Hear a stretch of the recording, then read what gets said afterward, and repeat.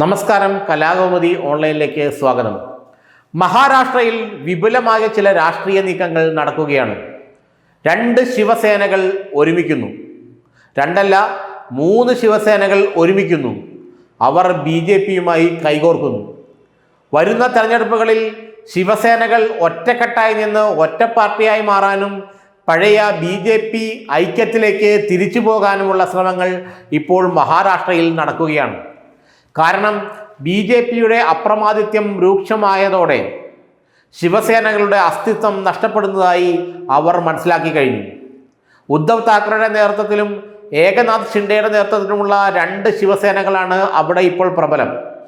പഴയ ശിവസേന പിളർന്ന് ബാലാസാഹിബ് താക്കറെയുടെ മകൻ ഉദ്ധവ് താക്കറെയ്ക്ക് കീഴിൽ ഉദ്ധവ് താക്കറെ വിഭാഗം ശിവസേനയും ഒറിജിനൽ ശിവസേന ഏകനാഥ് ഷിൻഡെയോടൊപ്പം ഇപ്പോൾ BJPയിൽ പങ്കാളിയായി BJP മന്ത്രിസഭയിലുണ്ട്.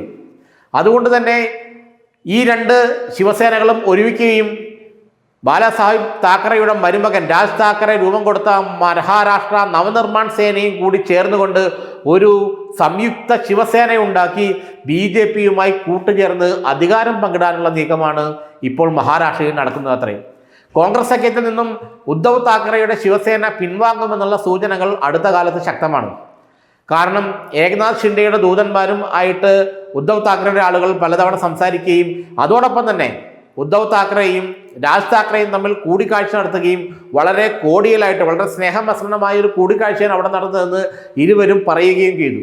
ബാലാസാഹിബ് താക്കറെയുടെ ആ ഒരു ലെഗസി, ആ ഒരു പാരമ്പര്യം അത് മുറിഞ്ഞു പോകാനുള്ളതല്ല, അത് ഒരുമിച്ച് ചേർക്കാനുള്ളതെന്നാണ് 2 താക്കറെമാരും പറഞ്ഞത്. അതുകൊണ്ട് തന്നെ മഹാരാഷ്ട്ര നവനിർമ്മാൺ സേനയുമായി നടക്കുന്ന രാജ് താക്കറ ഉദ്ധവ് താക്കറെയുമായി യോജിച്ചുകൊണ്ട് ഒറ്റ ശിവസേനയാകുമെന്നുള്ള കാര്യം ഇപ്പോൾ ഏറെക്കുറെ ഉറപ്പാക്കി കഴിഞ്ഞു. അതോടൊപ്പം തന്നെ ഏകനാഥ് ഷിൻഡെയുടെ നേതൃത്വത്തിലുള്ള ശിവസേന ഇപ്പോൾ BJPയുടെ 2ാം കക്ഷിയാണ്. നേരത്തെ ശിവസേന 1ാം കക്ഷിയും BJP 2ാം കക്ഷിയുമായ മഹാരാഷ്ട്രയിൽ ഇപ്പോൾ BJP വലിയ സ്വാധീനം നേടിയിരിക്കുകയാണ്.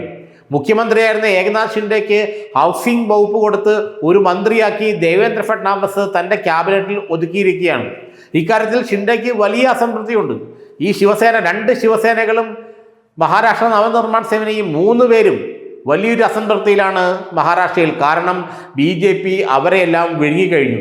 അവരുടെ MLAമാരും MP മാരും BJPയിലേക്ക് പോകാൻ കാത്തിരിക്കുകയാണ്. അവരുടെ ജില്ലാ പ്രസിഡന്റുമാർ പലരും രാജിവെച്ച് BJPയിൽ ചേർന്നു കഴിഞ്ഞു. ദേവേന്ദ്ര ഫഡ്നാവിസ് ആകട്ടെ ശിവസേനയെ വിഴുങ്ങാൻ തീരുമാനിച്ചിരിക്കുകയാണ്. അപ്പോൾ ഒന്നിച്ചു നിന്ന് യുദ്ധം ചെയ്യുകയല്ലാതെ മറ്റു മാർഗമില്ല. ഒന്നിച്ചു നിന്ന് ഒറ്റ പാർട്ടിയായി കഴിഞ്ഞാൽ BJPക്ക് തങ്ങളുടെ മുന്നിൽ മുട്ടുകുത്തേണ്ടി വരുമെന്നാണ് ഇപ്പോൾ ശിവസേന പറയുന്നത്. ഒറ്റ പാർട്ടിയായി നിന്നുകൊണ്ട് BJP NDA സഖ്യത്തിലേക്ക് പോയി കഴിഞ്ഞാൽ മുഖ്യമന്ത്രി സ്ഥാനം ശിവസേനയ്ക്ക് ലഭിക്കാനുള്ള സാധ്യതയുണ്ടെന്ന് അവർ കണ്ടെത്തുന്നു. പക്ഷേ മുഖ്യമന്ത്രി സ്ഥാനം ഒരിക്കലും ശിവസേനയ്ക്ക് വിട്ടുകൊടുക്കാതിരിക്കാനുള്ള നീക്കമാണ് BJP നടത്തുന്നത്.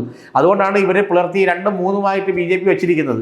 മാത്രമല്ല ശിവസേന ഇപ്പോഴുള്ള താക്കറെയുടെ മകൻ ഉദ്ധവ് താക്കറെ നയിക്കുന്ന ശിവസേന ഇപ്പോഴുള്ള കോൺഗ്രസ് NCP സഖ്യത്തിൽ അവിടെ ഒരു പിളർപ്പിൻ്റെ സൂചനകൾ കണ്ടു തുടങ്ങിയിട്ടുണ്ട്. കാരണം NCP ശരത് പവാർ വിഭാഗം കോൺഗ്രസിൽ ലയിക്കാനുള്ള സാധ്യത തെളിഞ്ഞു വരികയാണ്. വരുന്ന ദിവസങ്ങളിൽ തന്നെ ഒരുപക്ഷെ അതിനുള്ള സാധ്യത തെളിയുമെന്നാണ് കരുതപ്പെടുന്നത്. അപ്പോൾ കോൺഗ്രസ് അവിടെ ശക്തി പ്രാപിക്കും. അപ്പോൾ BJP ഒരു ഭാഗത്തും കോൺഗ്രസ് മറ്റൊരു ഭാഗത്തുമായി തീരുമ്പോൾ ഈ ശിവസേനകളുടെ പ്രസക്തി നഷ്ടപ്പെടുമെന്ന് ഭയന്ന് ഇവർ ഒരുമിച്ച് BJP സഖ്യത്തിലേക്ക് പോവുകയാണെന്നുള്ള സൂചനകളാണ് ഇപ്പോൾ മഹാരാഷ്ട്രയിൽ നിന്ന് വരുന്നത്.